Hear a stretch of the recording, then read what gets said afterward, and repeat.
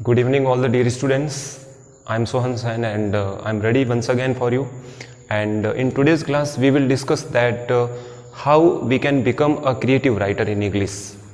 As you know that the medium that we have chosen is English. So especially we need to work on this particular medium and grammar is the source. Grammar वो particular topic है जो day and day wise हमारी English को strength provide करता है.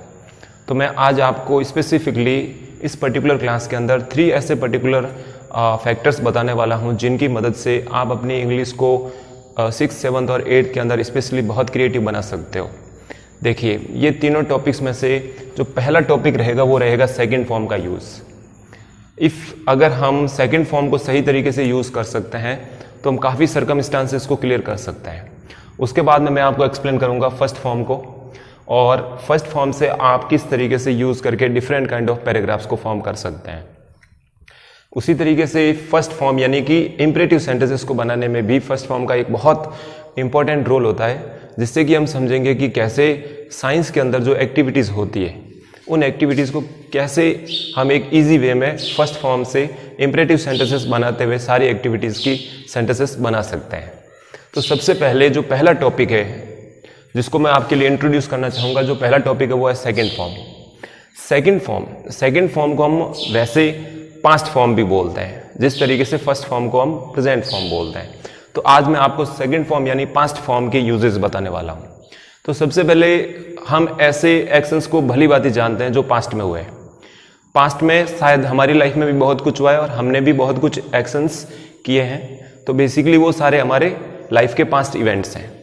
उसी तरीके से हमने बहुत सारी स्टोरीज भी सुन के रखी है, चाहे डॉग्स की हो, एलिफेंट की हो, कैप सेलर की हो, सो मैनी स्टोरीज. तो ये सारी स्टोरीज हुई या फिर हमारी लाइफ के पास्ट इवेंट्स हुए या फिर हम बात करते हैं उन हिस्ट्री फैक्ट्स की जो हिस्ट्री में काफ़ी घटनाएं हो गई. इन सभी चीज़ों को हमेशा हमें सेकंड फॉर्म से एक्सप्लेन करना चाहिए. तो बेसिकली इसको आप सीखते हैं हमेशा 5 सिंपल टेंस के अंदर. तो मैं बताना चाहूँगा कि सेकंड फॉर्म का बहुत बड़ा रोल है, specially explaining stories, past events and history facts and also in SST subject, जहाँ पे हमेशा हिस्ट्री के फैक्ट्स रहते हैं.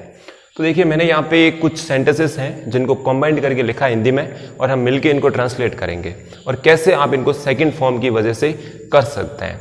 सबसे पहले आपके लिए जरूरी रहेगा कि ये जो दिए गए सेंटेंसेस इनमें आप अच्छी तरीके से सेकंड फॉर्म यानी जो एक्शन है उसको अच्छी तरीके से आइडेंटिफाई करें और उसी की सेकंड फॉर्म लिखें. उसमें जो पहला सेंटेंस है वो क्या लिखा हुआ देखिए, हाथी बहुत क्रोधित हुआ. यानी ये सेंटेंस यहाँ पे फिनिश हो चुका है. हमारा इस पर्टिकुलर सेंटेंस का सब्जेक्ट है एलिफेंट और उसके द्वारा एक एक्शन ऑलरेडी यहाँ पे कर लिया गया है. कौन सा? होने का. तो हम उसकी सेकंड फॉर्म लिखेंगे. उसके बाद में फिर से उसी सब्जेक्ट को यूज करते हुए यानी एलिफेंट को यूज करते हुए एक और सेंटेंस है, वो तालाब पर गया. यानी उसने एक और एक्शन किया है साथ में, तालाब पे जाने का. तो हम 2 सेकंड फॉर्म यहाँ पे यूज करने वाले हैं. क्यों? क्योंकि एलिफेंट यहाँ पे 2 पर्टिकुलर पास्ट इवेंट से होके गुजर रहा है. पहले तो होने का और दूसरा जाने का. चलो इन सेंटेंसेस को बनाते हैं. देखिए, सबसे पहले मैं यहाँ पे राइट डाउन कर दूंगा द एलिफेंट. द मैंने इसलिए लगाया क्योंकि ये एक जाना पहचाना कैरेक्टर है हम सभी के लिए. इसको हम पहले से बिगिनिंग से सुनते हुए आ रहे हैं. उसके बाद में हम सेकंड फॉर्म लिखेंगे. सो आप सबसे पहले ये समझें कि जैसे ही आप सब्जेक्ट लिखें उसके बाद में आप सेकंड फॉर्म लिखें. सेकंड फॉर्म तुरंत सब्जेक्ट के बाद में लिखें. तो सेकंड फॉर्म आ जाएगी होना. होना, उसके लिए आप यूज करेंगे बिकम. बिकम की सेकंड फॉर्म होती है बीकेम. तो आप यहां पे लिख देंगे द एलिफेंट बीकेम. उसके बाद में इस पर्टिकुलर सेंटेंस के ऑब्जेक्ट. इस पर्टिकुलर सेंटेंस के ऑब्जेक्ट कौन से हैं? जैसे सब्जेक्ट ये हो गया, मैन वर्ब ये हो गई जिसकी सेकंड फॉर्म हम लिख चुके हैं, और ऑब्जेक्ट्स क्या होंगे?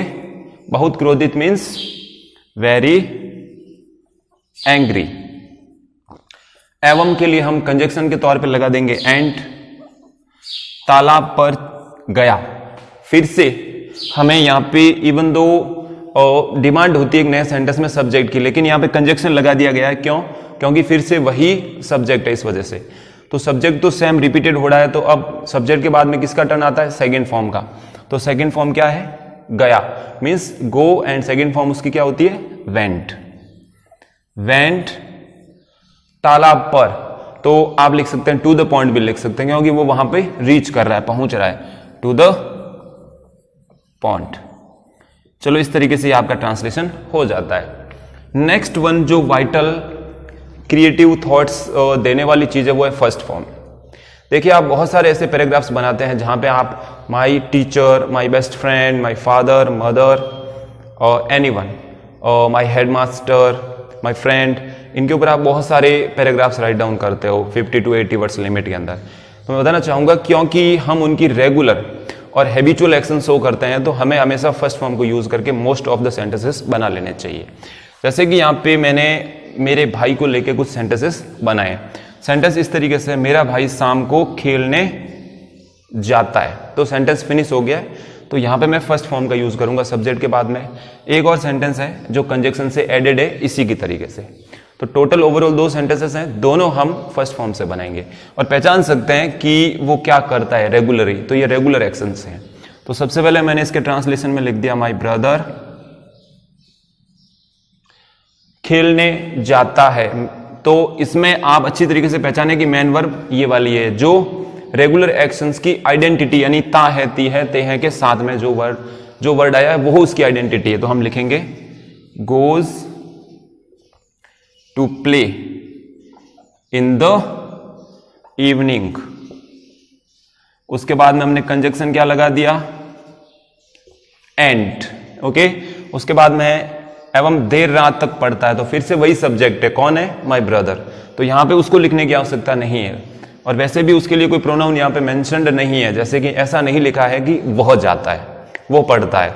तो यहां पे हम उसके लिए प्रोनाउन वगैरह कुछ भी नहीं लिखेंगे क्योंकि हमें पता है सब्जेक्ट फिर से यही है। तो सब्जेक्ट के बाद किसकी टर्न आती है, फर्स्ट फॉर्म की। तो नया जो सेंटेंस है उसकी फर्स्ट फॉर्म है पढ़ना, तो हम लिख देंगे स्टडी और पीछे IES लगाएंगे क्योंकि ये एक सिंगुलर सब्जेक्ट है।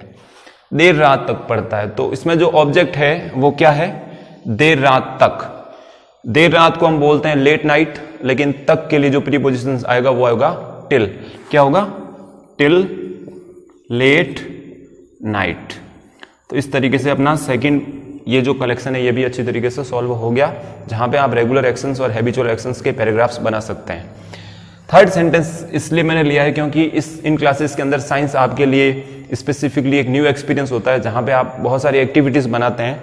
तो ये एक एक्टिविटी का पोर्शन ही मैंने लिया है और इसके अंदर भी आप फर्स्ट फॉर्म का यूज करोगे, लेकिन एज ए इंपरेटिव, यानी कि आपको सेंटेंस फर्स्ट फॉर्म से शुरू करना है। देखिए, एक बीकर लीजिए, तो उसमें मेन वर्ब क्या है, लेना। तो हमें यहीं से, यानी इंपरेटिव सेंटेंस फर्स्ट फॉर्म से ही शुरू होता है, उसके बाद में ऑब्जेक्ट्स आते हैं और इनमें सब्जेक्ट्स रहता नहीं है, ठीक है ना। तो सबसे पहले हम इसकी फर्स्ट फॉर्म क्या करेंगे, टेक अ बीकर लिख दिया। उसके बाद में हमने कंजक्शन ऐड कर दिया एंड। अब नेक्स्ट सेंटेंस देखते हैं, उसे आधा पानी से भर दीजिए। तो अपनी फिर से इंपरेटिव सेंटेंस बनेगा, सारे सेंटेंसेस इंपरेटिव बनेंगे। तो इंपरेटिव में फर्स्ट फॉर्म पहले आती है, तो हम पहचानते हैं कि कौन सी फर्स्ट फॉर्म आएगी, किस वर्ब की, भरना। तो हम लिखेंगे यहां पे एंड फिल उसे, इट, आधा, हाफ, किससे, पानी से, विथ वाटर। अब तो हम क्या लिख लेंगे, नाउ। नाउ इसमें कुछ शक्कर डालिए, तो फर्स्ट फॉर्म किसकी आएगी, डालने की, put. Now put some sugar in it या इनटू इट। एंड फिर से फर्स्ट फॉर्म लास्ट वाले में भी मिलाइए, एंड मिक्स, फिर से एंड। देखिए, ऑब्जर्व। तो यहां पे देखिए कितने इंपरेटिव सेंटेंसेस है। अगर हम सारे कैचअप करें तो नंबर 1 जो टेक से शुरू हो रहा है, नंबर 2 जो फिल से शुरू हो रहा है, नंबर 3 जो पुट से शुरू हो रहा है, नंबर 4 जो कि मिक्स से शुरू हो रहा है, नंबर 5 जो ऑब्जर्व से शुरू हो रहा है, यानी फर्स्ट फॉर्म से। आप हमेशा साइंस की एक्टिविटीज के सेंटेंसेस बनाइए। होपफुली आप इन सारी चीज़ों को प्रैक्टिसाइज करके इन सारी फैक्ट्स को क्लियर कर सकते हैं, and this one will definitely help you and help to increase your creativity as a English medium student. Thank you so much.